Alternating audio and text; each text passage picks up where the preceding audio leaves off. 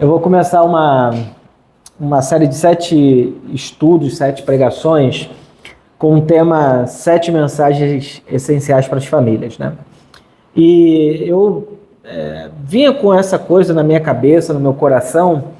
Eu ficava assim, pô, mas eu tô pregando em Marcos e tal, mas me deu vontade, assim, de falar sobre família.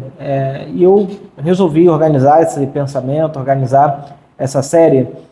E aí, então, hoje a gente vai começar falando sobre construindo uma casa de vida, que é o nosso tema de hoje. Na semana que vem a gente vai falar sobre pais e filhos reconstruindo relações. É importante dizer que quando eu me proponho a falar de família, eu não estou falando só de casal, ou só de filho, ou só de casamento. Família como um todo, as nossas relações como um todo, né? Então, falar de pais e filhos, talvez para muita gente pareça assim, pô, mas se eu não tenho filho, então como é que eu falo disso? Bom, a gente é filho, a gente tem essas relações também, né? Então, são coisas importantes que eu acho que a gente precisa conversar. Depois vou falar sobre sexualidade, uma conversa sobre isso. No quarto encontro, que vai ser no nosso retiro, eu vou falar desfrute da bênção de Deus, que é um tema a partir de Gênesis 12. Aprenda a lidar com conflitos, que provavelmente vai ser uma pregação, eu e Lidiane, nós dois, a gente vai conversar sobre isso.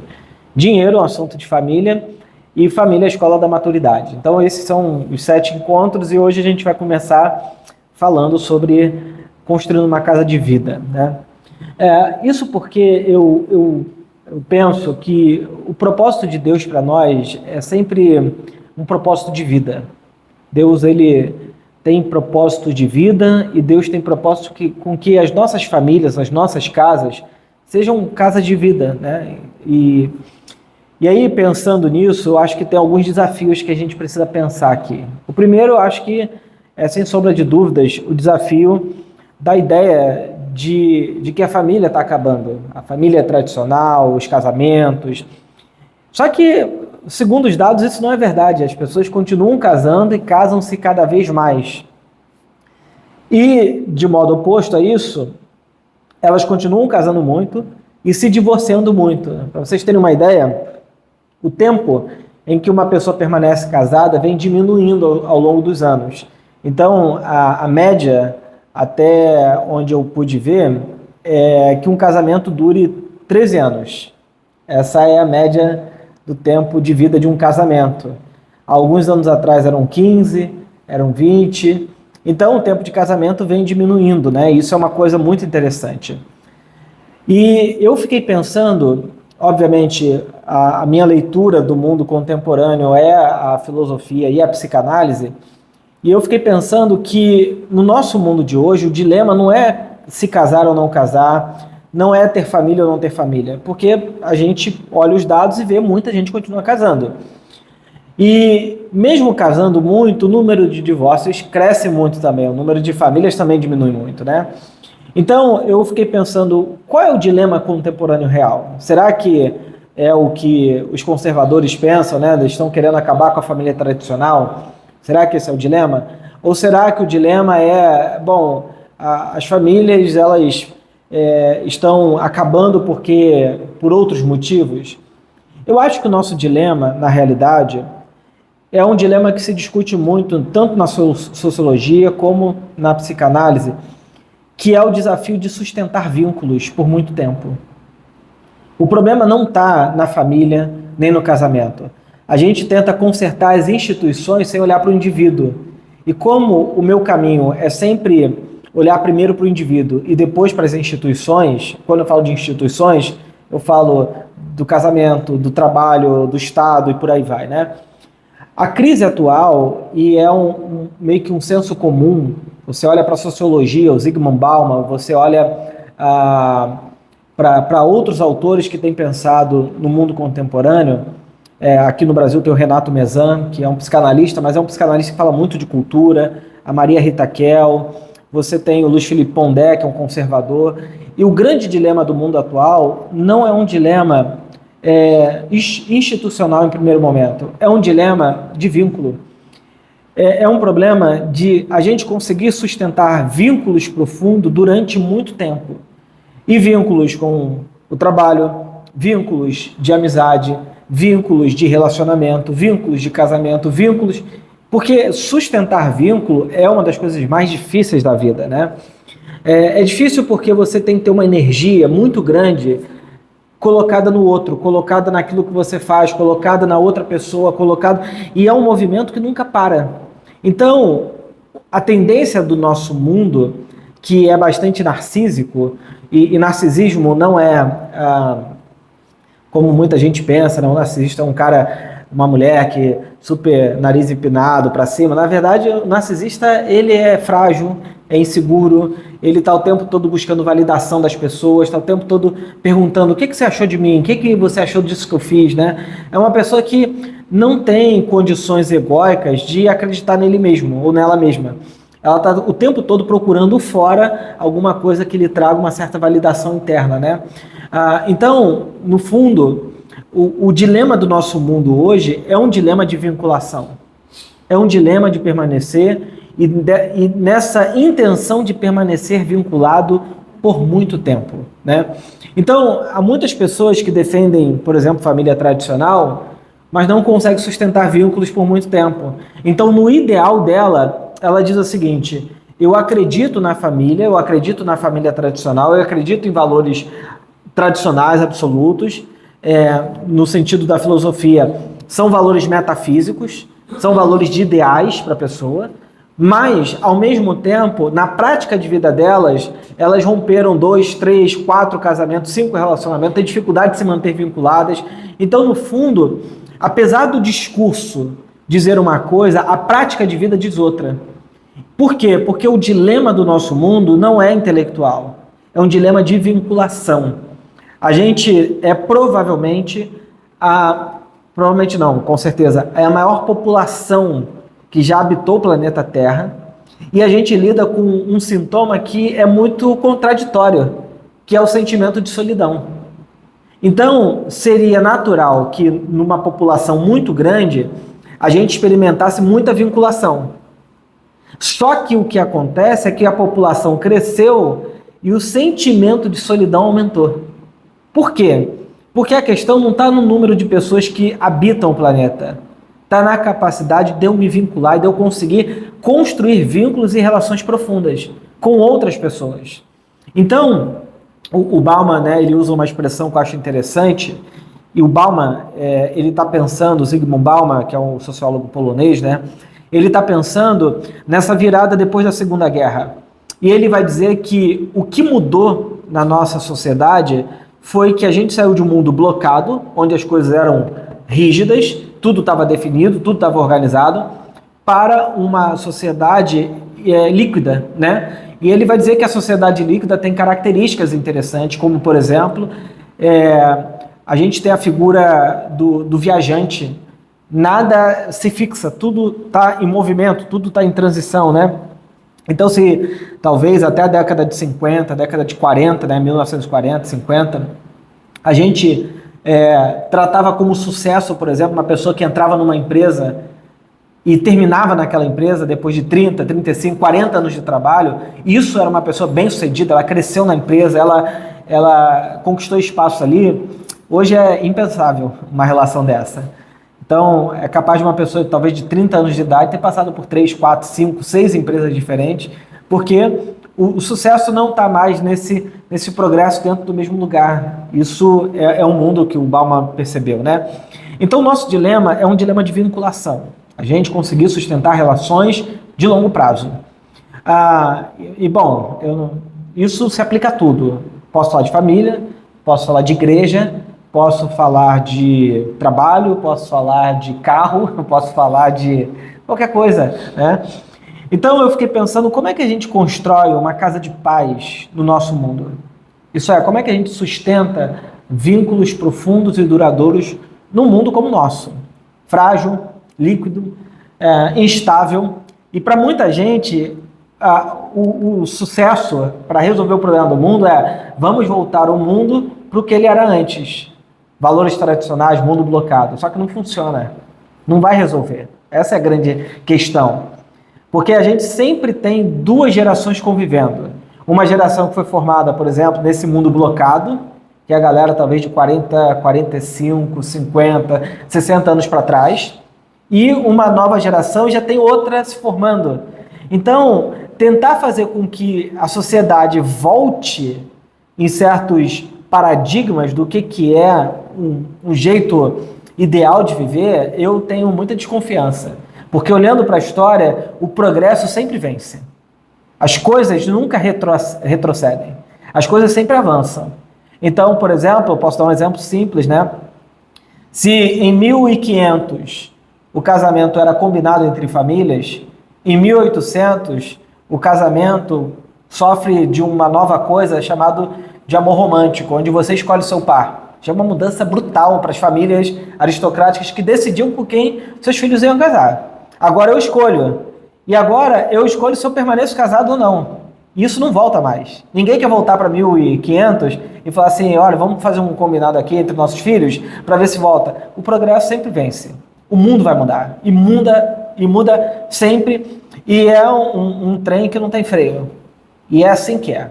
Então, eu prefiro lidar com a realidade, eu prefiro lidar sabendo que o jogo é assim, nesse sentido bastante cético e talvez um retorno idealista ao passado, do que ficar tentando consertar o mundo para ele voltar para um lugar que ele não vai voltar mais, né? A não ser que a gente entre num certo estágio de uma certa dissociação da realidade, onde a gente vai fazer um discurso e a prática de vida é outra. Porque tem gente que faz um discurso conservador e a vida não tem nada a ver com aquilo. E o que para mim é uma certa esquizofrenia, assim, uma coisa muito estranha, né? Então, para a gente construir casas de paz, e esse é o tema que eu quero pensar hoje, eu pensei em 3 coisas que eu acho que a gente vai precisar cuidar. A primeira coisa é evitar trazer morte para casa. Se a gente quer construir casa de paz, a gente precisa evitar trazer morte para dentro da nossa casa. E eu acho que a maneira mais concreta e mais direta que a gente faz isso é por meio das nossas palavras. A maneira como a gente fala com as pessoas. E eu acho que quando a gente escolhe palavras, né, o que a gente vai falar ou deixar de falar, de alguma maneira isso constrói os nossos ambientes. Por exemplo, você pode chegar dentro de uma casa linda, maravilhosa. Imagina que todo mundo dentro dessa casa esteja se xingando, se gritando um com o outro. Você entra naquele ambiente, você não vai falar, nossa, que casa linda, vai falar, nossa, que lugar esquisito, né? Porque as nossas palavras, elas constroem o nosso ambiente. Elas constroem a nossa realidade, de alguma maneira. O ser humano, ele é um ser de comunicação. A palavra, de alguma maneira, é o que produz a nossa realidade, produz a nossa dinâmica psíquica, produz os nossos contextos. Não é à toa que políticos, professores, palestrantes, empresas que vão fazer marketing, valorizam muito a palavra. O jogo de palavras, o que se escolhe. Por exemplo, hoje no mundo de branding, né, como é que você escolhe palavras certas para atrair certo público? No mundo de marketing digital, a mesma coisa. Porque palavras constroem realidade. E não é à toa que essas empresas gastam milhões e milhões e milhões para fazer um discurso. Por exemplo, às vezes uma grande marca faz um discurso que se resume numa frase. Tem uma empresa famosa, né, que diz que para as melhores... Como é que é? Era um banco que dizia o seguinte... para tudo na vida tem não sei o quê, para as melhores coisas na vida, alguma coisa assim. Vocês lembram dessa frase? Mas tem cá. Tipo assim, você imagina o quanto de dinheiro foi aplicado para construir esse slogan, né? É exatamente isso. Então você imagina, isso é construir palavras e que está na memória até hoje, né? Então, a gente precisa, para construir uma casa de paz, evitar trazer morte para casa. Uma das maneiras que a gente traz morte para casa é palavrões agressivos. Tem gente que se trata com palavrão, se xingando, e permitindo isso no relacionamento, na família, entre pais e filhos. Às vezes adolescentes, né, que estão muito em conflito com os pais, começam a xingar os seus pais, né? Então, é muito importante a gente cuidar das nossas palavras nesse sentido, né? de não permitir com que os palavrões eles se tornem o nosso ambiente familiar, porque xingar um ao outro é, sem sombra de dúvidas, a gente romper um limite que às vezes a gente não rompe nem com alguém que a gente nem conhece na rua. A gente não se permite falar certas palavras para algumas pessoas, mas dentro de contextos familiares a gente se permite. Uma outra coisa são ironias e hostilidades. Ao invés de você falar o que está pensando, a gente faz o quê? Se esconde atrás de uma ironia, se esconde atrás de um jogo de palavras, de uma crítica, de um ataque, e não diz, olha, eu acho que é isso, eu penso isso, se coloca na situação, mas usa ironia, hostilidade, ou se não ameaças, por exemplo, que a gente usa na nossa casa, na nossa família, né? Pais usam isso com os filhos, ó, cuidado com isso, hein? Se você fizer isso, isso vai acontecer. Então, por exemplo, quantos pais e mães já não disseram para os seus filhos, ó, eu vou deixar de ser o seu pai, vou deixar de ser sua mãe, se você fizer isso, se você fizer aquilo. São pequenas ameaças que geram uma certa insegurança dentro da pessoa. Então, as nossas palavras, elas constroem uma casa de vida ou uma casa de morte. A gente escolhe como é que a gente vai usar isso, né? A nossa palavra é que define isso. Tem um texto de Tiago, capítulo 3, que diz assim: o ser humano consegue domar toda espécie de animal, ave, réptil e peixe. Mas ninguém consegue domar a língua, ela é incontrolável e perversa, cheia de veneno mortífero. Às vezes louva nosso Senhor e Pai, e às vezes amaldiçoa aqueles que Deus criou à sua imagem. E assim, bênção e maldição saem da mesma boca. Meus irmãos, isso não é certo. Acaso de uma mesma fonte pode jorrar água doce e amarga? Pode a figueira produzir azeitonas ou a videira produzir figos? Da mesma forma, não se pode tirar água doce de uma fonte salgada. O que Tiago está dizendo, com a sua sabedoria, é que quem não cuida de suas palavras sempre vai construir uma realidade de morte para si mesmo. Então, é a sua maneira de se comunicar que vai produzir certos ambientes dentro da sua casa, da sua família. Agora, além de evitar trazer morte com as suas palavras, o segundo princípio que produz uma casa de vida é comunicar vida. Como é que a gente comunica a vida? Não basta saber o que está errado, dizer o que está errado. A gente tem que fazer o que é certo. Então, por exemplo, elogiar. Dizer assim, olha, eu fico muito feliz quando você faz isso para mim. Às vezes a gente que é casado, a gente trata o que a outra pessoa faz como uma coisa óbvia. Tá fazendo porque é o que tem que fazer. Não é o que tem que fazer. Então, por exemplo, quando a Lidiane faz a nossa comida, eu tenho que agradecer sempre. Muito obrigado pela comida. Ela não está fazendo aquilo porque é óbvio. Ela está fazendo aquilo como ato de generosidade e para fortalecer o nosso casamento. Ela poderia não fazer. Então, se ela faz, não é porque é óbvio. Eu tenho que ser grato por isso. Então, aprender a elogiar é muito importante. Eu cresci numa casa que não tinha muito elogio. Você fez o que devia fazer, sabe? Você fez o que não fez mais que a sua obrigação, né? Mas eu fui percebendo que com o tempo, essa lógica de que não fez mais porque era do que a sua obrigação é uma lógica muito perversa. Por quê? Porque ninguém é obrigado a nada e não deveria ser, a não ser que faça porque quer. E se a pessoa faz porque quer, ela não está fazendo porque é obrigação dela. Ela está fazendo e ela deve ser reconhecida naquilo que ela está fazendo. Muito obrigado. Poxa, foi importante você ter feito isso para mim. Elogiar é muito importante para a gente criar um ambiente de vida. Elogiar. Agradecer. Já reparou que a gente agradece o garçom, a gente agradece, sei lá, o Uber, a gente agradece, mas a gente não agradece as pessoas que estão próximas a nós. Às vezes eu vou almoçar na casa da minha mãe, aí minha mãe sempre faz um monte de comida, né? As comidas, coisa pra caramba. Eu tenho que chegar lá e eu não posso dizer porque é minha mãe e porque ela vai fazer isso, tratar como uma obviedade. Eu tenho que dizer, mãe, muito obrigado pela comida que você fez. ou meu pai, ou, enfim, a minha irmã, porque a gente tem que agradecer as coisas generosas que as pessoas fazem em relação a nós, né? Então, agradecer é um princípio de vida. Ou, por exemplo, ser educado dentro das nossas relações familiares.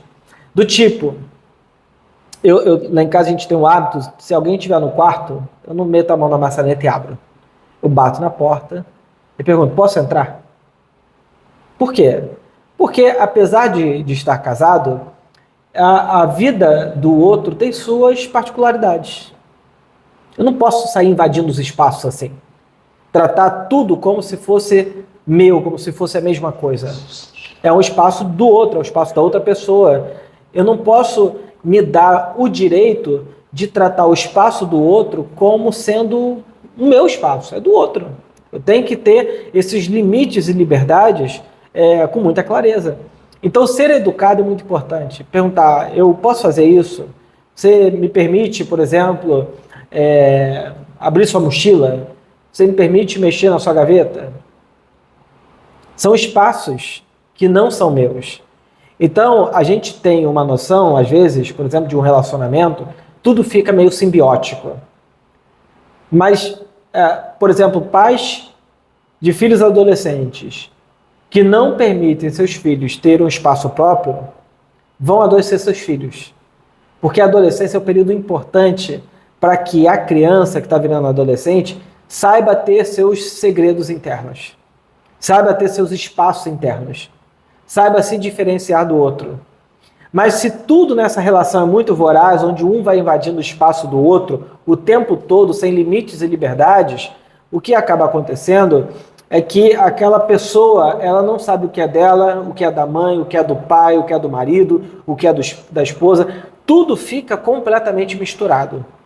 Então, uma maneira da gente desmisturar é perguntar, eu posso? Você me permite? Por exemplo, em casa eu tenho o celular e diante tem o celular dela. Eu pergunto, eu posso mexer no seu celular? Eu posso fazer isso? Eu posso fazer aquilo outro? Por quê? Não é meu. É dela. E com isso eu não estou dizendo que a gente está se separando. Eu estou dando espaços de liberdade que são importantes para uma vida saudável. Porque a gente que lê a Bíblia ou que cresce na igreja, a gente aprende o seguinte, e eles vão se tornar uma só carne. E aí a gente pega essa ideia de uma só carne e aplica a qualquer coisa da vida. Do tipo, tudo tem que ser simbiótico na relação. Será mesmo? A gente se mistura tudo demais, a gente não sabe mais quem é quem, o que é. E aí, as coisas que um dia foram interessantes no outro para nós, acaba o interesse na hora, porque tá tudo misturado, você não tem diferenciações, não tem admiração, não tem coisas que o outro faz que você diga, nossa, que coisa incrível.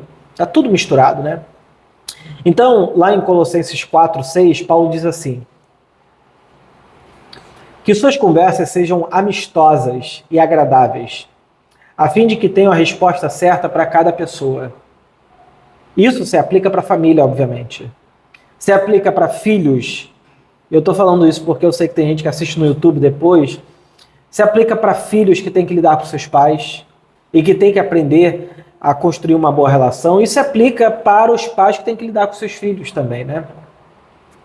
Bom, a terceira coisa para a gente construir uma casa de paz é construir uma casa cheia do Evangelho. E aí eu vou ler um texto que está em Efésios 5, do 15 ao 20, que diz assim, portanto, sejam cuidadosos em seu modo de vida. Não vivam como insensatos, mas como sábios. Aproveitem ao máximo todas as oportunidades nesses dias maus. Não ajam de forma impensada, mas procurem entender a vontade do Senhor. Não se embriaguem com vinho, pois ele os levará ao descontrole. Em vez disso, sejam cheios do Espírito Santo, cantando salmos, hinos e cânticos espirituais entre si, e louvando o Senhor de coração com música.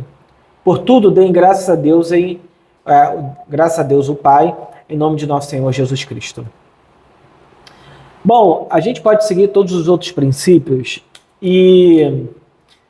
mas se a gente não tiver uma boa nova que regule a nossa vida, que é o Evangelho,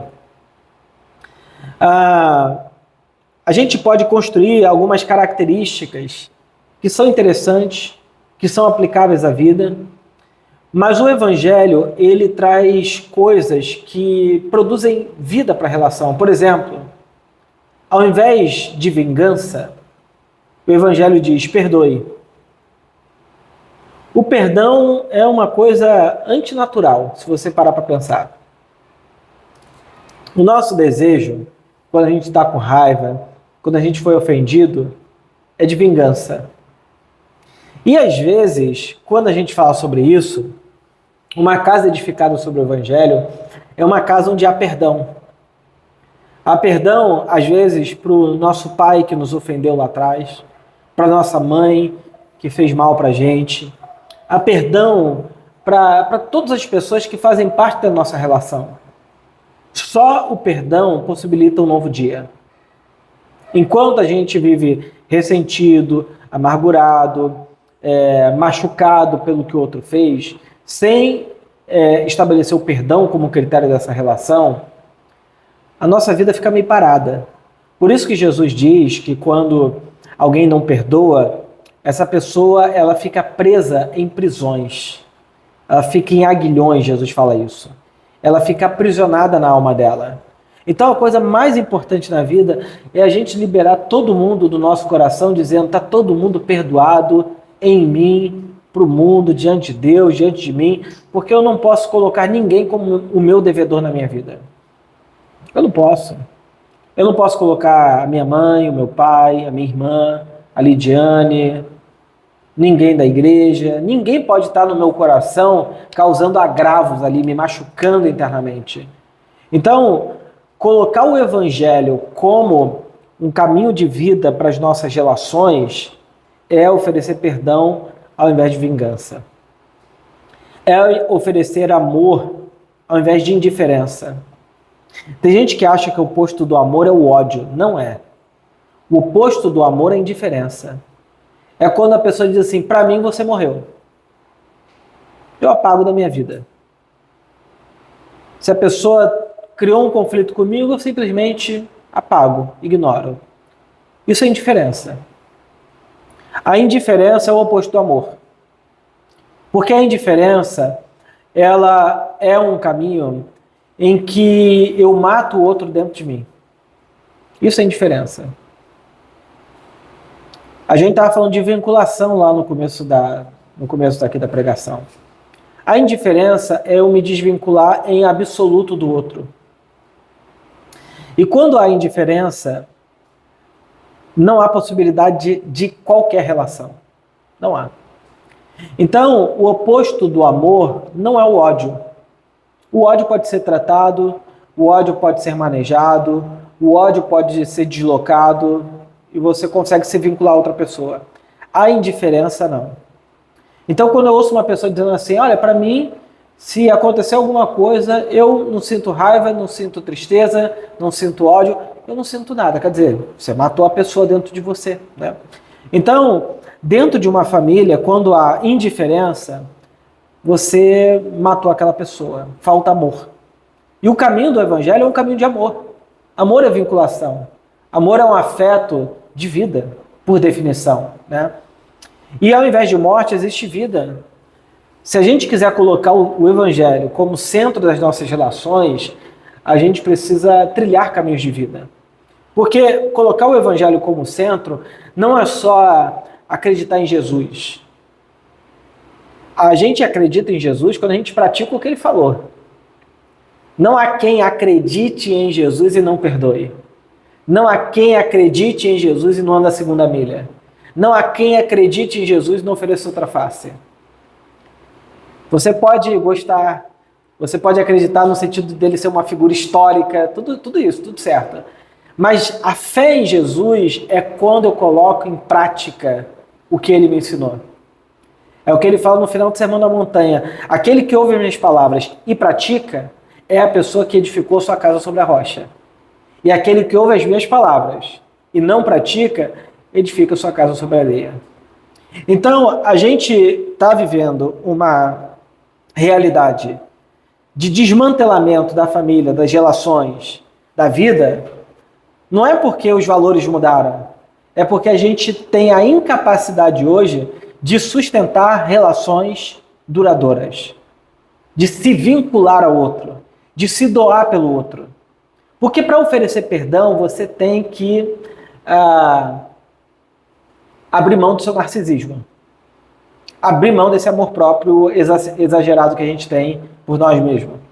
Para a gente, ao invés de oferecer indiferença, oferecer amor, a gente tem que abrir mão desse narcisismo nosso, que faz o mundo inteiro caber dentro do nosso umbigo. Então, todos esses princípios de vida para a nossa relação têm a ver com a capacidade de se manter vinculado numa ação constante à outra. Por exemplo, quem é casado há muito tempo, pode ser que vocês nunca pensaram nisso, mas quantas vezes você pensa, vou me separar, não aguento mais, vou desistir desse relacionamento. E isso em vários níveis. Quem nunca fez uma mala emocional, interna, psíquica, de agora eu saio de casa, coisas do tipo. O que te sustenta na relação? É o desejo insistente de se manter vinculado àquela outra pessoa. E isso acontece em tudo na vida. Não há dúvidas, e é interessante, né? No espaço de análise, a gente ouve muitas histórias, né? Mães que se desvinculam dos seus filhos e abandonam. A gente até tem na Bíblia, né? Ainda que só uma mãe se esqueça de seus filhos, Deus não os abandona. E eu achava essa frase muito pesada, até que eu realmente descobri que tem muita mãe que abandona seus filhos, pais que abandonam seus filhos. Isso é muito chocante porque é uma relação muito profunda, primeira, basilar, muito forte. Então, isso tudo diz respeito ao nosso mundo que se desvincula, que não se apega, que não cria afeto, que não cria vinculação. Tudo está muito pueril. Então, se a gente quiser criar famílias, se a gente quiser criar relacionamentos profundos, fortes, a gente precisa colocar o Evangelho como centro da nossa vida. Porque o Evangelho é essa força que nos devolve para o outro. Por isso que Tiago diz, se você diz que ama a Deus, mas não ama o seu irmão, você é mentiroso. Mentira para a Bíblia não é falar que essa parede, sei lá, é branca, é isso? É meio branco, meio, sei lá, amarelo, não sei. É dizer que essa parede branca é preta. Mentira para a Bíblia não é isso aqui, falar que uma cor é outra. Mentira para a Bíblia é você ter uma vida que não condiz com o que você crê. Por isso que Tiago diz, você diz que ama a Deus, mas não ama o seu próximo, você é mentiroso. Porque alguém poderia dizer, não, mas eu falo a verdade, pelo menos eu sou corajoso. Eu amo a Deus, mas não amo mais ninguém. Ele está dizendo, isso é uma mentira. Por quê? Mentira para Tiago, mentira para um judeu, não é você dizer falsas verdades ou mentiras do ponto de vista empírico, daquilo que pode ser provado. Isso é uma coisa moderna. Para a Bíblia, mentira é quem vive de uma maneira diferente do que crê. Então não dá para você amar a Deus e não amar o próximo. Isso cabe para as nossas relações familiares. Então, mente aquele que diz amar a Deus, mas não se vincula a ninguém. Porque não se enganem, gente, tem gente que por fora vai parecer que ama muito todo mundo. Por quê? Ela é uma pessoa que é dada a outras pessoas, ela está em festas, ela faz coisas, mas você olha para a vida dela, as relações dela não se sustentam por muito tempo. Você pergunta, quem são seus amigos? São amigos há quantos anos? Todos os amigos estão há 2 anos, há 3 anos, há 4 anos, mas você tem tantos anos de vida e não tem amigos que você sustentou por um longo período?